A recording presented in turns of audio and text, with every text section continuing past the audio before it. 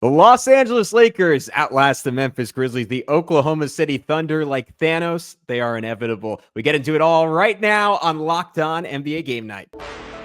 When that final buzzer rings, you know it's time for Locked On NBA Game Night. All the post-game reactions to every game across the league, every single night, with insights only the hosts at Locked On can provide. It's the true NBA fans' one stop for all the action. Every game, every night. It's Locked On NBA Game Night. Tipping off now. Hey, what's up, guys? You are locked on to NBA Game Night, every game, every night. My name is Gavin, Schall, co-host of the Locked On Knicks podcast, part of the Locked On Network, your team every single day. Thanks for being an everydayer and making Locked On NBA your first listen every single day. And joining me tonight, filling in for the fantastic Rylan Stiles, who's watching another dominant Oklahoma City win. It's Matt Moore, co-host of the Locked On Nuggets podcast. Matt, the few times I've needed a sub for Rylan, I've had your usual Locked On Nuggets co-host, Swipa. This is the first time we're ever doing one together. How different should I expect the experience to be? Or will there be some synergy just from that Locked On Nuggets experience? I'm going to make you mad. That's what I do. That's my job. That's my job here at Locked On is I make people mad. So get ready for that, Gavin. Okay, I got a really good night's sleep. I'm pretty serene right now. So we'll see how it goes. But if I hadn't gotten a good night's sleep and I was tired, there's only one place I would go, and that is 5 Hour Energy. This episode is brought to you by our friends over at 5 Hour Energy. Head to 5hourenergy.com to find over 15 flavors to choose from. Need one now? Grab a 5 Hour Energy shot at your local grocery store or convenience store. Stock up today and stay energized. The Los Angeles Lakers came into tonight losing 4 of their last 5 games. They were certainly energized. A 134-127 victory over the Memphis Grizzlies. We're going to hear from, let's hear from the winners. I actually didn't check which brother this is, so it's either Andy or Brian Kamenetsky. We're going to find out in just a sec. Andy Kamenetsky, co-host of the Locked On Lakers podcast, and the Lakers get a big 134-127 win over the Grizzlies in Memphis. They now clinch the tiebreaker over the Memphis Grizzlies for the season. They are 1 game ahead of them for the 4 seed. 31 points, 7 rebounds, 8 assists, 2 steals and a block for Austin Reeves, who has just been on a tear these days of clutch play. Luka Doncic, 29, 8, and 9. The two of them combined for 21 of 22 at the line, 25 points for LeBron James. Gabe Vincent with a big lift off the bench, 15 points. He hit 4 threes, and I thought this was really big in this matchup. The Lakers won the rebounding battle 42-41, despite only having Jackson Hayes as a center. They gave up a lot of size and still managed to win on the boards. For more Lakers coverage, make sure you're watching Locked On Lakers on YouTube and listening wherever you get your podcasts. All right, now let's get the Memphis perspective from Joe Mullinax. If you were expecting firing the head coach to get the Memphis Grizzlies over the hump, well, I have some bad news for you. Memphis continued their run of losing to good basketball teams, now 11-21 on the season against any basketball team in the NBA that has a winning record. I'm Joe Mullinax of Locked On Grizzlies, and Taylor Jenkins getting fired was the news over the last 36 hours or so in Memphis. Why? Why now? The decision to fire Jenkins, not the surprise of the moment with 9 games or so to go in the regular season. And it was a lot of more of the same, to be honest with you. Poor defense, late closeouts on shooters. The Lakers were able to get a lot of what they wanted offensively throughout the game. It was good to see Ja Morant back. It was good to see Jaren and Ja and Dez all be in a position to be the stars that they are. But it simply wasn't enough, and the issues that are plaguing the Grizzlies go beyond the coaching. Matt, I saw you getting fired up when Joe was talking. What were your thoughts on this one? Just, I don't want to overreact to one game because actually the fired coach bump is not really a thing over the last 10 years. That's a little bit under 500 in the game after firing a head coach. I was flabbergasted by the way that the Memphis Grizzlies played in this game. If you were expecting, you should expect more energy. Okay, you guys, he lost the locker room. Taylor Jenkins had lost the locker room. He's gone. Time to buy in. Nope. Oh, Tuomas is going to bring in, he's going to simplify things, and it's going to be much better, especially on the defensive end. Nope. They ran more pick and roll, so good for Zach Edey for being able to get some points up. He got more touches. Congrats. Ja I think Ja was actually better than the box score shows. He was actually, I thought, he looked a lot more like himself. He wasn't like, he didn't look timid. He didn't look off. He looked like he was able to attack, but their defense was wretched in this game. Impressive performance from Austin Reeves, who just continues to he continues to be the guy that is like stirring the drink a little bit, even though like they lost his minutes. When you have Luka and you have Jackson Hayes and you have one of Rui Hachimura or Dorian Finney-Smith, let alone both, that formula, those guys are going to win their minutes. Like that's just, it's such a good formula. But with Edey, like the Grizzlies have to play this drop coverage, which means Luka gets to decide what he wants. Do I want to shoot? Do I want to pass? Do I want to lob? Like he gets the whole menu on the table with Zach Edey on the floor. The Grizzlies just like their attention to detail. They played so dumb. Here's another one. Tuomo called 2 challenges in the first quarter, lost both of them. That's it. You're done. No more. So when Jaren Jackson picks up his 3rd foul, you don't have your challenge. That not a great start for the Tuomo era in Memphis.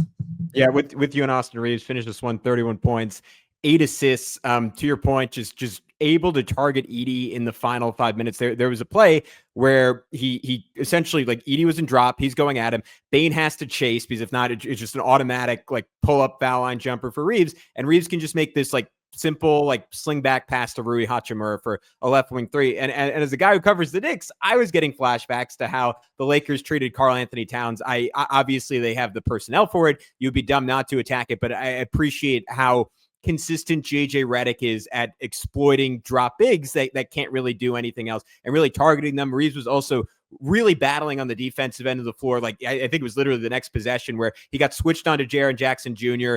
And just managed to battle to get in front of him. And Jaren Jackson Jr. ended up having to knock the pass out of bounds. The Lakers were up big in the first quarter in this one, in the first half, 20-point first half advantage. They had made a dozen threes by about halfway through the second quarter. We're shooting 55% from the field. So give Memphis a little bit of credit for bouncing back. But to your point, like obviously, maybe I shouldn't say obviously, maybe you disagree with this, but in my opinion, this move isn't about this year. It might be because they have a belief that Tuomas Lusolo, I'm probably totally butchering his name, is their next head coach. It might just be because they were so sure that Taylor Jenkins was not the coach of the future. To me, like it just seems unlikely this thing is going to get fixed overnight. It was mentioned 11-21 against teams over 500. I'm sure you've already talked about on Locked On NBA Airways, but what was your logic, or what do you think Memphis's logic was in making this move at this time?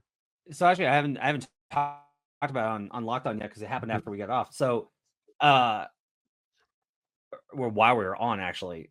Yeah. So what I've heard is there were 2 coaches that they brought in. They overhauled Jenkins' entire staff over the summer. And he got to be a part of that, but it's also kind of like, you don't get to have your guys, but you can help pick my guys. Which of my guys do you want? And so they picked LaRoche and they picked Asalo. And LaRoche won out over Asalo for directing the offense. And what LaRoche had put in was a lot of 5-out, no screen action. That's why Ja was a little uncomfortable. He didn't love the offense. Zach Edey's people were not thrilled, and Zach Kleiman, who drafted Edey 9th and has put a lot of the future of the Grizzlies, thinks he's the guy to get him over the top for some reason, really has invested in him, and there's no place for him in that system. So Asalo is much more pick and roll oriented, and you saw that tonight. Like, if you're in fantasy, you're going to want to start playing, you're going to want to pick up Zach Edey. Like, you're going to want to try and find opportunities for him. If you do DFS, those are the guys you're going to want to look for is Ja Morant, Zach Edey. The problem is like Jenkins wasn't responsible for almost any of that. Jenkins basically just like caught the stray because the rest of the team checked out on the offense that Zach Kleiman brought in. And so did they check out on Jenkins? Yes. Had the defense slid so badly? Yes. The Memphis fans are obsessed with this number about their performance versus teams over 500. I got news for you. There's only like 5 teams that are good versus teams over 500. And that's pretty normal every single year. And it's the teams that you would expect, plus like some randos, like the Lakers and the Pacers are in that conversation. Yeah. But even though the Lakers, like they've been the 2 seed, like, yeah, they've been better against the good teams, but they've been worse against the bad teams. I think it's an overreaction. There's not a lot of correlation between beating good teams and the playoff performance. There's just not. So I think it's an overreaction on that angle alone. it'll be interesting to see what happens here going forward. Maybe this was just like a first time for out of the gates. They're still putting in new stuff, but man, I was disappointed in what the Grizzlies looked like. They looked like a dumber, less sharp, less engaged team, even than they had previously, which wasn't good to begin with. I thought it was a very worrisome start for Memphis. It's been this interesting thing listening to everything you just said and listening to Locked On Grizzlies this week. And you hear the reasons laid out one by one for why he was fired. And you can, I think, rationalize each one individually. To your point, the fall off on defense, they've been 19th since the All-Star break, 10 points worse per 100 possessions than they were pre-All-Star break. Obviously, like just a very weird down season for Ja Morant. To your point, like being last in the league in pick and roll rate, probably a factor there. Off year for Desmond Bane, but yeah, with all the injuries and everything, like they've hovered around top 10 in offense all year. They've hovered around top 10 in defense all year. And like this team, like just in the last few weeks, finally got healthy, and to not give Taylor Jenkins a chance to finish that out, unless you are such a big believer in this guy and thought you were going to lose him to someone else, which to your point, maybe Zach Kleiman is, and maybe bringing him in what was just sort of like a preemptor to of inevitably letting go Taylor Jenkins, and he had already essentially made that decision before this year. It feels hard based on what we like just seen Taylor Jenkins do. And here's the thing: if you're Memphis, you better be right? Because given that market, I know they are one of the best drafting teams in the league, and that is why Zach Kleiman very much deserves that job. But you need to sell Jaren Jackson Jr. with an extension coming at this in the future. You need to tell Ja Morant, you need to sell Desmond Bane that you have a coach that can win a championship. And if it's not Taylor Jenkins, I'm curious to see whether it's Lasolo or someone else, they find someone better. Next on Locked On NBA, the Oklahoma City Thunder. You can play with them for a little bit, and then it doesn't really matter. No Chet, no high art. It doesn't really matter. They just run away from you. We'll get into that next on Locked On NBA. But first, we want to tell you about our friends over at 5 Hour Energy. Daylight savings snuck up on us again. And if you're feeling that lost hour of sleep, 5 Hour Energy has your back. That extra sunshine means more time for fun. But sometimes you need a little boost to power through. Whether you're staying up late watching the NCAA tournament, squeezing in a round of golf after work, or just trying to keep up with your busy day, 5 Hour Energy gives you the quick, refreshing pick-me-up whenever you need it. I've been doing it, using it a lot to stay up late to watch all the tournament action, and 5 Hour Energy helps keep me up the next day. Extra daylight, extra activities, longer days. I love getting outside for a hike or a run here in Arizona. Tropical Burst is my go-to for a quick boost, and they offer on-the-go convenience with them at a game or I'm traveling. 5 Hour Energy is easy to grab, and it keeps me feeling refreshed. So head to 5hourenergy.com to find 15 flavors to choose from, including watermelon, blue raspberry, and peach mango. You can even build your own 12-pack or 24-pack delivered right to your door. If you need one now, you can grab a 5 Hour Energy shot at your local grocery store or convenience store. They are everywhere. Stock up today and stay energized.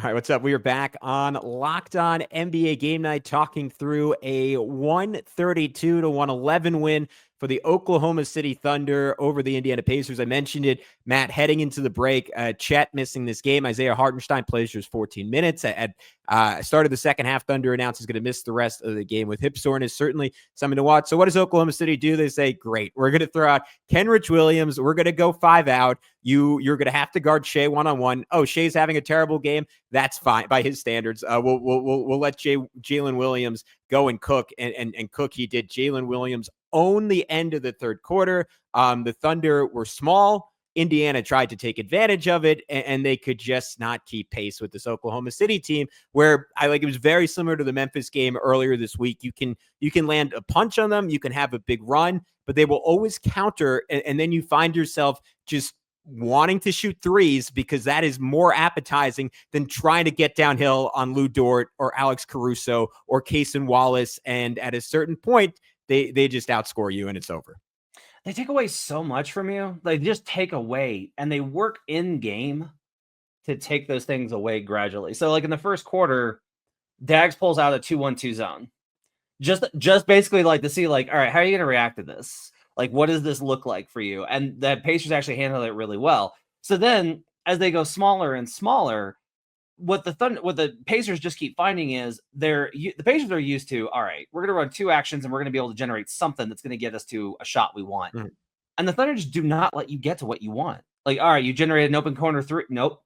close out. You're going to have to dribble in, take a pull-up jumper because usually, all right, fly by. I've got an open lane. I can get to the middle and I can maybe take like a leaner, a floater, something closer. Nope. There's a wall right there. Okay, so I'll pass it and I'll reverse it the other. Nope. They're already ahead of you. Their ability to stay ahead of you in rotation on their closeouts and then to cover for one another, to be able to show, to be like, all right, you're driving and you've got the edge on Chet or on Isaiah Hartenstein in the minutes that he played tonight. You got the edge on him. Nope, J-Dub's going to show. And then just as you're about to throw that wraparound pass because the low defender has committed, nope, J-Dub's fainting backwards, so you don't have that shot either. So now you're just going to have to throw up something. It is just crazy. Go watch how many actions in a single possession OKC will just rack. They came out of an ATO tonight, and the Pacers ran a pretty complicated split cut action, and the Thunder were just like, nope, switched it clean, nothing. And you can tell Halliburton, like you can visibly see Halliburton take a moment and be like, God, okay. And they were able to do it. Meanwhile, you mentioned like Shai having like not his usual night because he was 10 of 23 from the field for 33 points, 8 assists, and 7 rebounds. I should have said not his usual first 3 quarters where he's 5 for 16, and then he just comes back and puts the game away. But yeah, he puts the game away. I mean, just absolutely absurd. And for them to do this, the Kenrich Williams thing, I think is really interesting. Yeah. About their ability to just neutralize you with that lineup, because I honestly wonder if there's going to be a time in the playoffs when they might need it because of injury, foul trouble, or matchup. And you better believe like they can do it, man. Kenrich Williams at the 5 works. And that's crazy. That's the kind of thing that makes me go like, why is that Mark Daigneault coach of the year again? Like I think Kenny Atkinson deserves it, but like also, holy crap, Mark Daigneault is amazing. The whole team is just ridiculous. I hate Rylan Stiles for having a team that is this easy to cover. He should be on this show tonight because he should have just been like, yeah, Thunder won. It was easy, no big deal. And that's your game recap. Yeah, it was. I mean, with that, I want to go to that. Like, I'll call it. I mean, I was going to say their defensive 5. Every lineup they put out there is quote unquote their defensive 5. But it was Kaysen, Caruso, Isaiah Joe, J-Dub, and Kenrich. And to your point, like they're just switching everything with that lineup. And Indiana like has this position where they work. They get Obi Toppin like posting up Isaiah Joe, right, which is like pretty good against the Thunder defense. That's a good outcome. Obi's like, if he can catch the ball, is probably going to score in that scenario. Obi Toppin gets a steal, but J-Dub is watching and he knows that is exactly what they're trying to get to. So he just flies in, tips the ball, ends up going off Obi Toppin's hand. It's Oklahoma City ball. And Oklahoma City scores so fast the next play, the Thunder broadcast missed it because they were showing a replay of that brilliant defense. And then just to show you what they can do on the other side of the ball offensively, you just saw them over and over again getting Isaiah Joe, using Isaiah Joe as a screener to get Tyrese Halliburton to the action. One time with Jalen Williams, he throws just a nasty, because Hallie tries to show, he throws like a nasty behind the back bounce pass. Isaiah Joe gets a pick and pop 3. They run it again. This time they kind of just switch it. So it's Hallie on Caruso. But again, with Kenrich Williams out there, the lane is wide open. So Alex Caruso, who's like not like give him the ball and let him cook kind of guy, just goes right by Tyrese Halliburton and gets a layup. We're running low on time, so I won't get too far into it, but man, I was just incredibly impressed with Jalen Williams, who in the third quarter, Shai off the court, Tyrese Halliburton on, Pascal Siakam on, and he is clearly the best player on the floor, like just finding ways over and over again to get to the rim, like live dribble, like one-handed cross-court passes for threes. Like they are, and gross amount of riches on their team is the best I can come up with right now. Let's quickly hear from Tony East on the Pacers' perspective on the loss. Hey, the OKC Thunder are pretty good. They completely smack the Pacers. Road loss for the Pacers. They lose by 21, 132-111. Pacers only 2 more road games.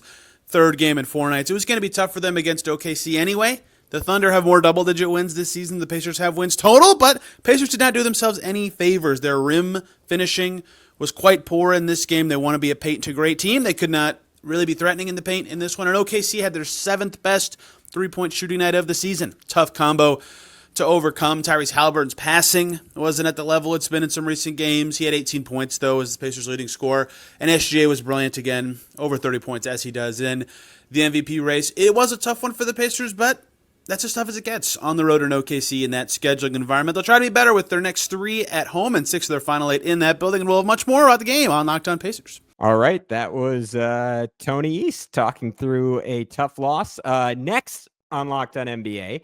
We're going to get to Dallas and Chicago and a whole lot more. That coming up next on Locked On NBA Game Night.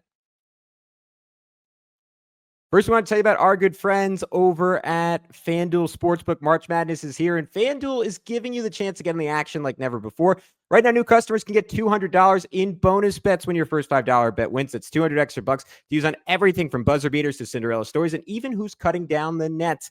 I've got my eye on a few underdogs this year, and FanDuel makes it easy to back them with spreads, totals, and game props. If you want to stay in on the action with tournament games happening almost every day, there's always something exciting to bet on. The FanDuel app is simple to use, and when I win, I get paid instantly. No waiting around. So visit FanDuel.com and get in on the college hoops action all tournament long. All right, let's head over to Chicago, where the Bulls nearly pulled off another crazy finish. Here's our buddy Hayes, the host of Locked On Bulls. The Chicago Bulls lose all the momentum that they've played with over the last couple of weeks while they've gone 9-2 in a loss against Dallas today. The Bulls just didn't have energy from the start of the game. Josh Giddey, after the amazing run that he has, gets benched in the fourth quarter in place of Dalen Terry. And despite the rookie Modest Bucilis leading the Chicago Bulls in scoring, they just do not have enough to pull out a victory against a Dallas Mavericks team that's now surging and playing much better over the last 5 games. Hopefully the Chicago Bulls are able to, rebound from this one, go back to the drawing board, figure out how to get some momentum back. It really seemed like they just did not have the energy we've come accustomed for them playing with over the last couple of weeks. And they had a little bit of a surge there to make it interesting in the fourth after Josh Giddey gets benched. But it still wasn't enough, as the Chicago Bulls just do not have enough to pull out a victory. 19 turnovers tonight really doomed the Chicago Bulls. Matt, tough loss for Chicago, but they've been great since the All-Star break. 10th in net rating since the All-Star break. 7-3 in their last 10 despite the losses. Hayes said it almost felt like deja vu of the Lakers game. You saw Modest Bucilis hit 2 threes in the final 3 minutes as they put together just this frenetic 11-2 run. They get the lead all the way down to 118-116 with 9 seconds left. I thought Dallas very smartly up 3 before that, fouling Nikola Vucevic, not letting them get off a potential miracle. It was a whole lot of Spencer Dinwiddie down the stretch. He had the layup bursting right by Dalen Terry to make it 118-113 with 36 seconds to go. Anthony Davis continues to struggle since coming back. 7-23 from the field now, just 18 of 51 in 3 games. But it was some solid defense from the Mavs, and they get a much-needed win to stay a half game up on Sacramento for 9th in the West, over and a game and a half over the Suns for the last play-in spot in the Western Conference. Yeah, I mean, I think it was. It shows you kind of a serious defense that can slow down this Bulls team. Giddey really came back to earth in this one. Like, Josh has been on an absolutely ridiculous heater, and he had 8 points down 3 of 12, and I thought the interior defense for the Mavericks with and without Anthony Davis was really excellent. I want to give a shout out to Kai Jones, who has been absolutely terrific for Dallas. 15 points tonight. They had a huge edge in points in the paint in this game, in large part because of the contributions of Kai Jones. He was just battling inside, 7 boards for him. And their ability to just play big and stack the interior, I think, has been absolutely huge. PJ Washington, I thought, was great in this game. 8 of 15 from the field for 19 points, even though he didn't hit his threes. They dominated. They looked like such a bigger team. And that, to me, was really kind of the difference here, with the Bulls looking a little bit undersized with, Bucilis is still a rookie, so he's really slight, and they're starting Herter, and, Kobe and Josh is still a pretty thin lineup. No Jalen Smith tonight, which I thought was a mistake, probably, given the lineup. You probably could have used Jalen Smith if he was available in this one. And so overall, I thought it was a good win for the Mavericks, who are hanging around to try and make something out of their season for some reason. They've won 4 out of 5. Jason Kidd, to your point, if that's the direction they want to go, has done a fantastic job coaching. I continue to note that Nico Mannion did an extraordinary job building a roster around Luka Doncic. Unfortunately, he is no longer there. So we head to Orlando and Sacramento, where the Magic absolutely decimate the Kings. Philip Rossman-Reich has provided us with post games, and so many of them have been depressing this year. I'm happy he gets to talk after a big win. Here he is. This is Philip Rossman-Reich, the host of Locked On Magic, here at the Kia Center as the Orlando Magic defeat the Sacramento Kings 121-91 and officially clinch a spot in at least the play-in tournament. They'll be playing a game 83. This game for the Orlando Magic was really a culmination of what has been a strong run for the team. Despite the loss on Thursday, Orlando's now won 7 of their last 11 games. that has kind of put them back in place and kind of back in tune. They're looking like the Magic that we expected to see at the beginning of the season, and that has been a long time coming. They're looking more and more like the team that they were in November and December when they were the talk of the league. They're looking more like a playoff caliber team.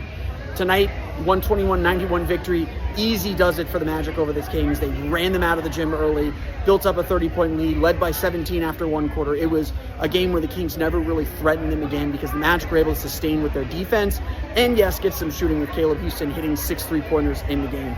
Orlando right now, when they're shooting well, obviously they are as dangerous as any team can be throughout the league. That has been the missing element all season. But the Magic are starting to put some pieces together and are starting to look a lot stronger as the season comes to a close.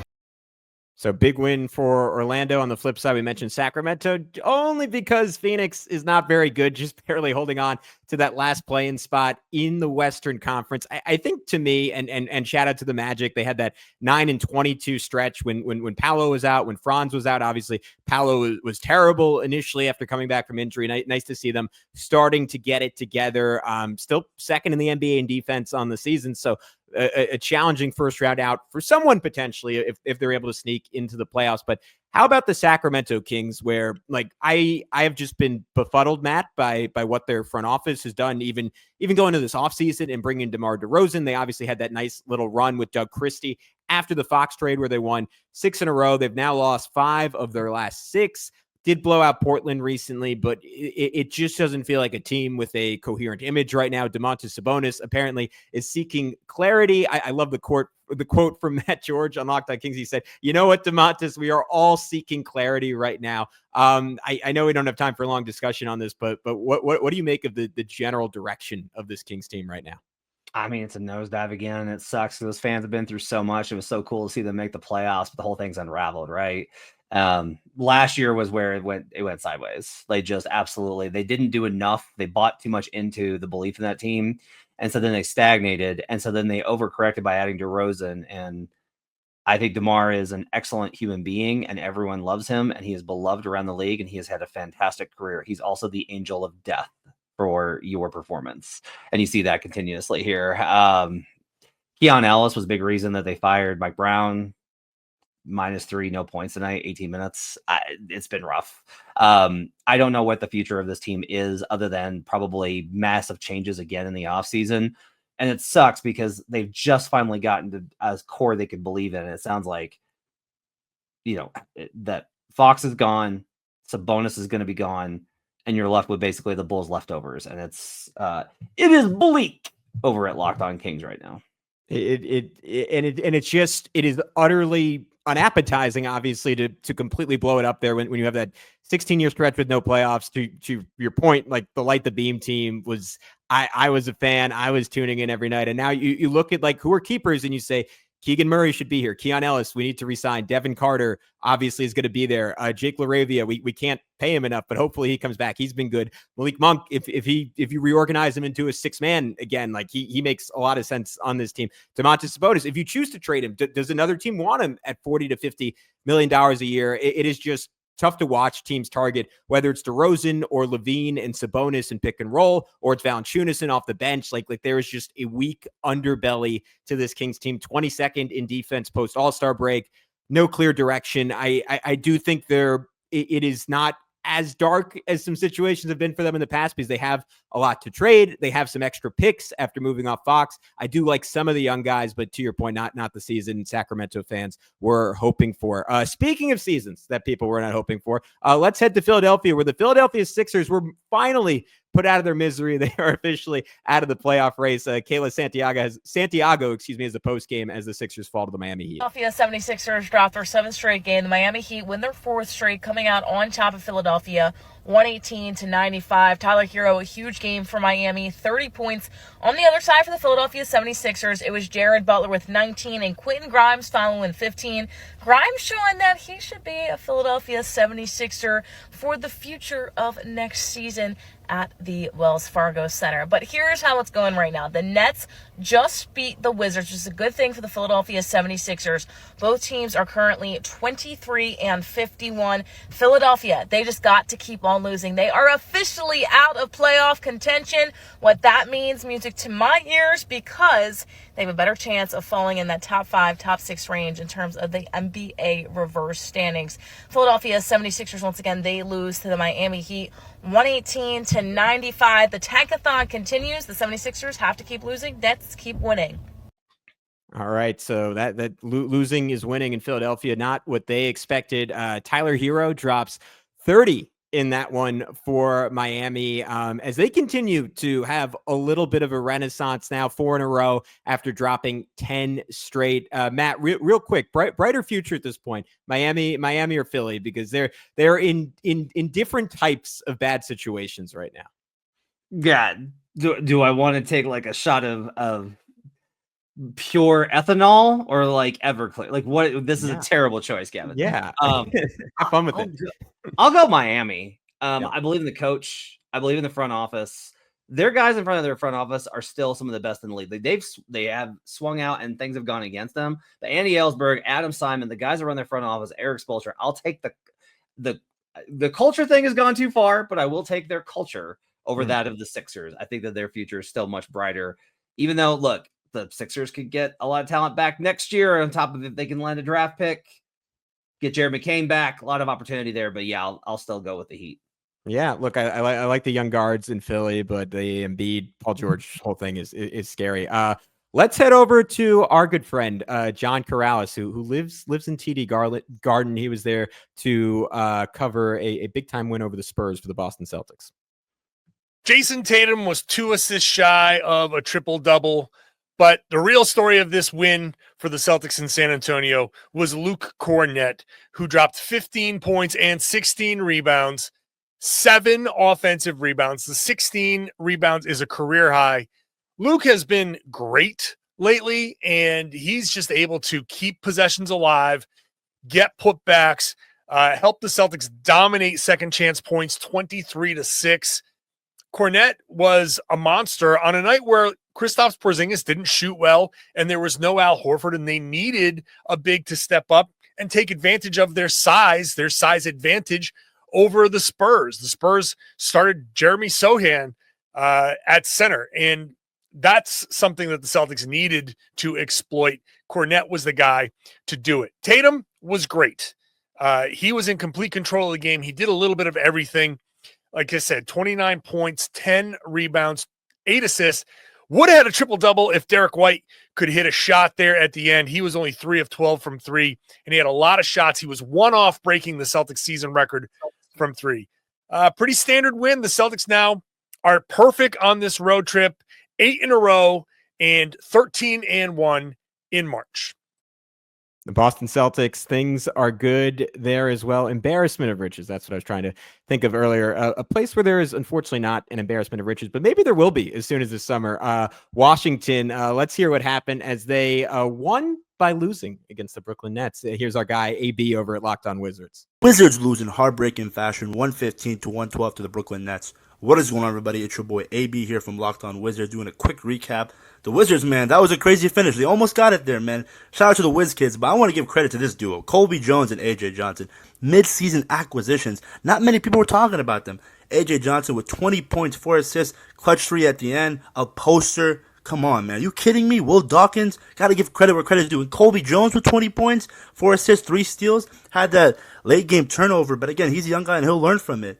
Shout out to the Wizards, man. Today, it was all about fight, and I freaking loved it. I get it, you lost at home. The crowd was electric towards the end. I heard some defense chants. But the Nets, they had a lot of guys in double-digit figures.